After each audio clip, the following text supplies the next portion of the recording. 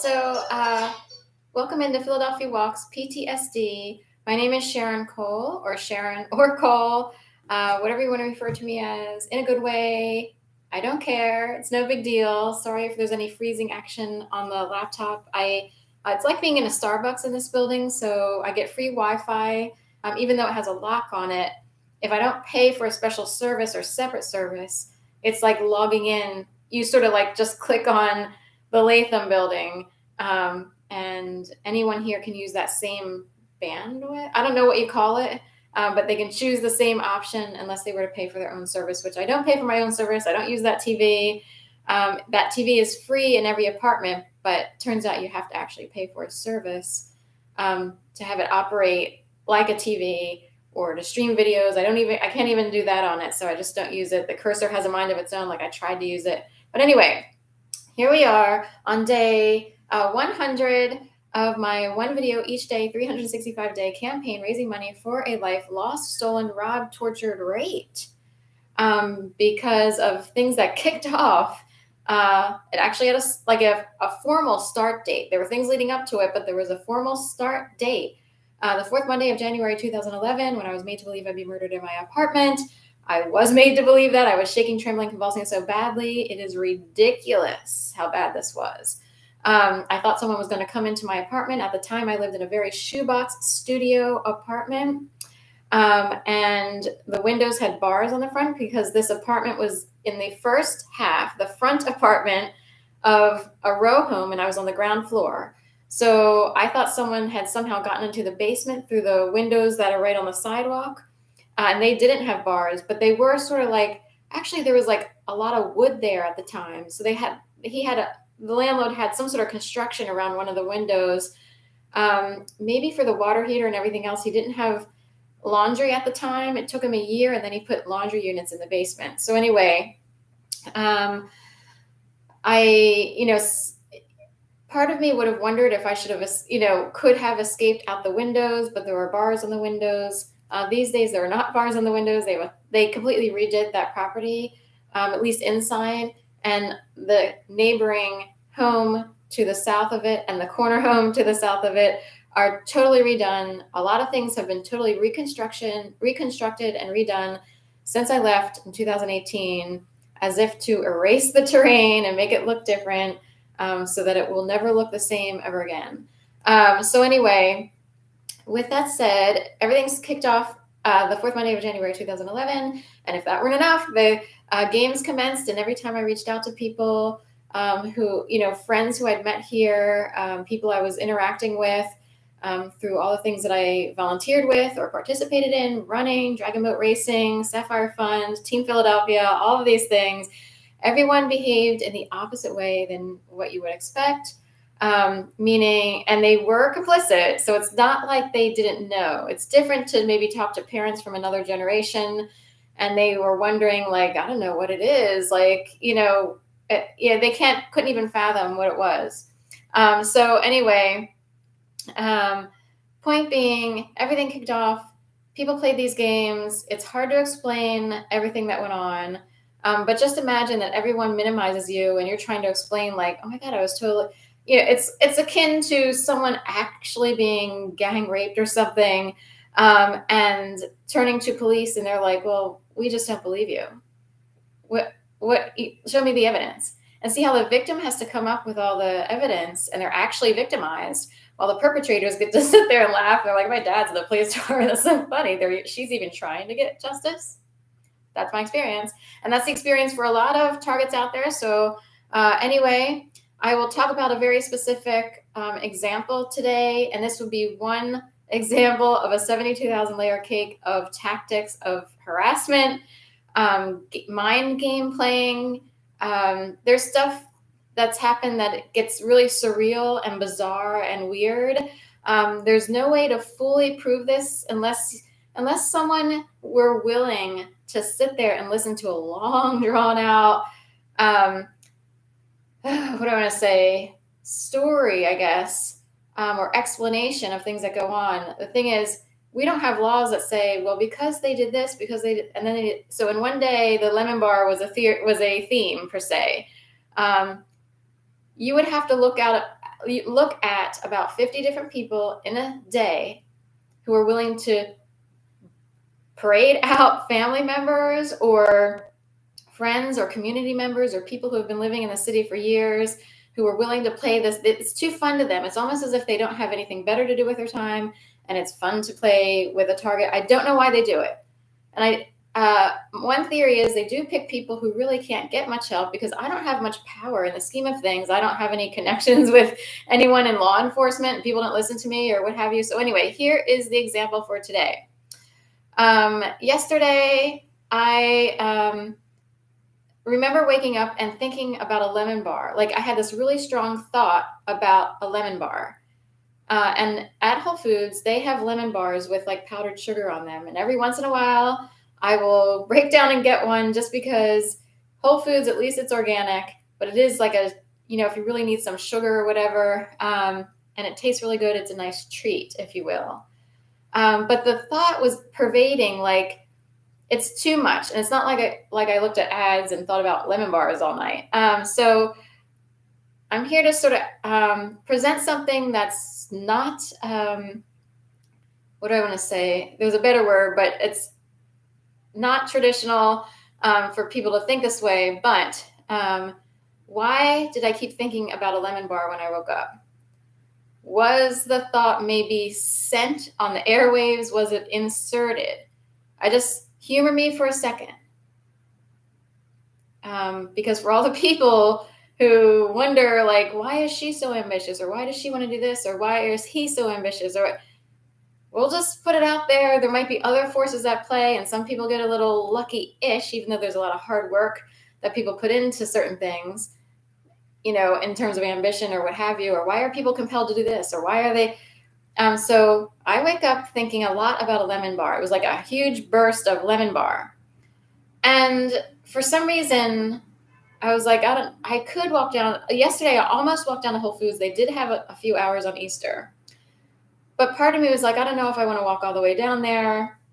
So maybe not. Well, I definitely changed my mind when I walked around Rittenhouse Square and came back east along Spruce Street towards Rittenhouse Market and in the direction of like Starbucks, between Marathon Grill and Starbucks, which is between 19th and 18th, or 18th and 19th. But I was walking from 19th to 18th along Spruce Street. And a male and female, a couple comes out of their apartment somewhere on that block, on the north side of the block. And oddly, they resembled very much a cousin of mine and his wife, remarkably so. And that'll play into it. There will be people, and it's like, do they have like cookie cutter cutouts, or does the CIA like print out people who look exactly like other people, to the point where it's like, are there a whole bunch of these people out there? So a guy with dark hair and his girlfriend, or in this case, it looked like probably a girlfriend with blonde hair, having a certain way about them, as if they're Washingtonian-ish, not that they are, but people do carry with them a sort of presence or air, if you will.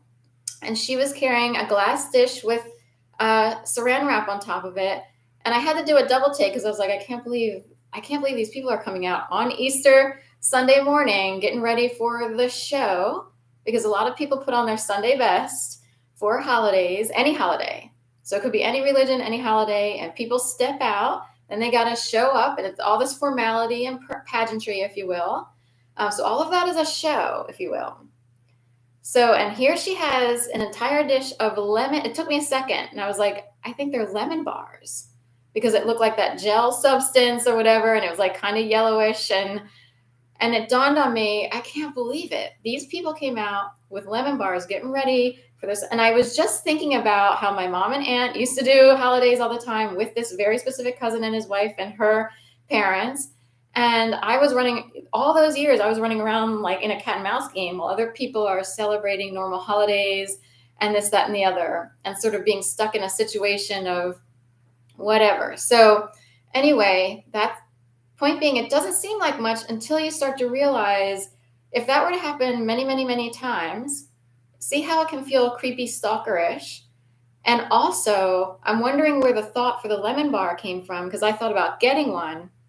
but to have it show up with people who I sort of feel hurt by in Florida because they didn't, I reached out to them when I first got to Florida, like, here I am coming from Philly. Obviously, there's an issue because of, if I had to move to Florida for a couple of years, I didn't really want to, but I was in a dire situation of, I 7 to 8 years of whatever this is, like craziness, a circus show. I was tortured, and I know I'm worth a lot of money because of this. So anyway, I felt hurt by them because they don't really, in general, they don't respond to people. So if people try to call them, email them, they just don't respond. I guess they pick and choose who they are going to communicate with. So to see them to see people who look exactly like them is a little bit hurtful. And also they did absolutely nothing when my mom and aunt passed away, and they had invited me into the home to stay there. But when they passed away, I was like, I don't know what I'm going to do. But luckily I worked for a company named Shipped that helped me save up a lot, but I didn't want to spend that money. I wanted it to stay with that money needs to stay there. But these people and another cousin wanted to sell the house very quickly. And technically it was my aunt's house that my mom paid into heavily. But anyway, but they wanted to sell it really quick, and they didn't they didn't say, like, can we keep your things or anything like that. I don't know what to say about everyone's decision-making skills or what's motivating them or who's controlling their actions. They might actually be controlled people and not realize it. So anyway, where did this thought come from, the lemon bar thought? So I'm just putting out there, are there people influencing targets to do certain things in order to set them up, to put them in a creepy situation where they're going to be, like, once again hurting and being aggravated, angry, sad, whatever, all the negative emotions would come up. And that's the idea, is to keep ensuring that a target has negative emotions. That's the name of the game. And then I go walk a dog who is a humper, and you might as well have like 50 million people walking their own dogs, or having another dog owners out there walking their own dogs. And they can't wait to see if a dog that I'm walking, who's at like 170 pounds of hunkin', heavy set love there, is going to jump and start humping and create a whole scene. And then it becomes me trying to get him off. And people get off on this. They get off on people's misery. I need the money, and I really don't have any other choice but to take whatever comes my way in terms of earning a living. So anyway, also I wanted to add that in the experience of a gang-stalked individual, all it takes is one person who has a certain mentality, who is a naysayer, a person who's skeptical all the time, or they might be deflecting blame so badly because they're guilty. So guilty people will try to make a targeted individual seem crazy. What are you, crazy? That is ridiculous. What do you think, everybody's out to get you? Meanwhile, they have 50 people who would march out, just like yesterday, in order to play games. They actually do this. It is not a mental situation. There's a lot going on up here that can't be seen or proven. That's the problem. So now with these people who stepped out with a lemon bar, are they aware? Are they conscious? In some cases, people like that could be consciously doing something on a very timely manner. I need to step out at this time. Other people might not. They might be used. So it's possible there are people who might be used and they don't realize they're being used to add to the mess. But it is controlled. What do I want to say? It does happen. It is a phenomenon in the sense that higher level people, and I've talked to people who appear and claim to have more money and sort of are used to watching over communities, like a block captain, I guess, but that would be a lower level. But people who are used to watching over communities, they know that people are up to no good down here. Now there's your usual people who are up to no good, and that would be like normal crime, and you can almost accept it in the brain. But when gets more convoluted and complicated, because what could be worse is, I'll add one more layer. So I thought about lemon bar, past people with a lemon bar who look like people who should be nice but actually did hurt me, and emotionally, and I'm kind of curious why they did what they did or why they make their choices. But add to that, say I would get a an email and or a text from King Arthur Baking Flour Company or whatever. Because say I subscribe to something and an email would come up saying, oh, for Easter, eat a lemon bar. And all day it would be about lemon bars. And then maybe you would even get in the mail on maybe today, because you don't get it on Easter Sunday, but just say even in the mail, you actually get something with a picture of a lemon bar for, springtime recipes or whatever. That's how crazy it gets. I've had people wonder if presidential administrations can time your mail. And boy, I'm here to say possibly, because I've actually gotten mail 4 months late with deadlines that were 3 months prior to when I actually got the mail. And it's like, where was this mail for 4 months?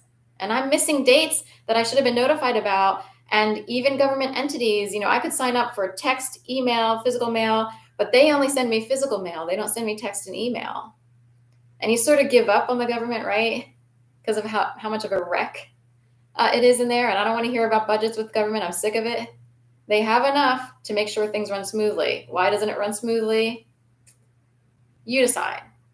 So anyway, just want to say, and I live here in a studio apartment.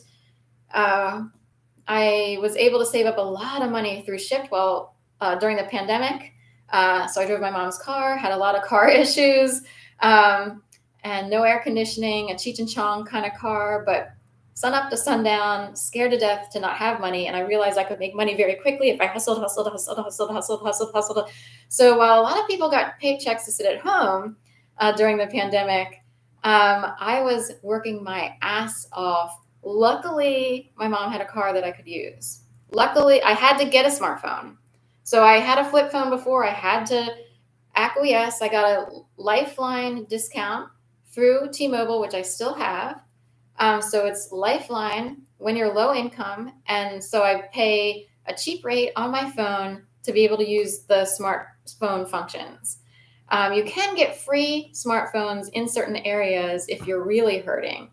In cities, like say up by Lehigh Avenue or in Kensington, they have a lot of tables out there for people to get a free phone should you be in a really bad way. Because there are people who know that some people wind up in a bad situation, not totally through their own fault, through the fault of their own or whatever. There are other factors at play, and there are plenty of people who are willing to play a game.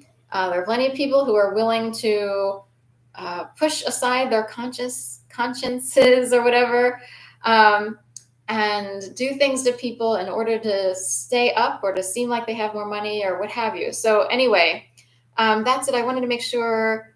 So all it takes is one naysayer to negate everything you say. I do believe higher up people, they can see what's going on and they can articulate it better and actually explain the significance of what's going on. It is incredibly difficult to be way down and not have some sort of help or assistance or education that can support and back you up in terms of being able to explain how bad the situation is with this gang stalking, group harassment, mobbing, community harassment, orchestrated harassment, and so forth and so on. Philly is known for having a lot of naysayers because, dare I say, education is at a minimum. Education helps because you keep learning along the way that there are people out there who say, that's not acceptable. That is not acceptable that person's doing that. It is not acceptable that, we have a lot of people who don't have a formal education. And I don't want to minimize people who are thoughtful and concerned who don't have an education, but we have a lot of mentalities in Philly specifically, and they will negate you. They will try to negate you right quick. And then your brain is going down into the land of, well, it's not important enough for me it's hard to stand up for yourself. Oh, well, that's not a big deal for someone to leave a bomb in front of your door. It's nothing. It's nothing. Just ignore it. That's Philly. Okay. Have a great day. Thank you so much.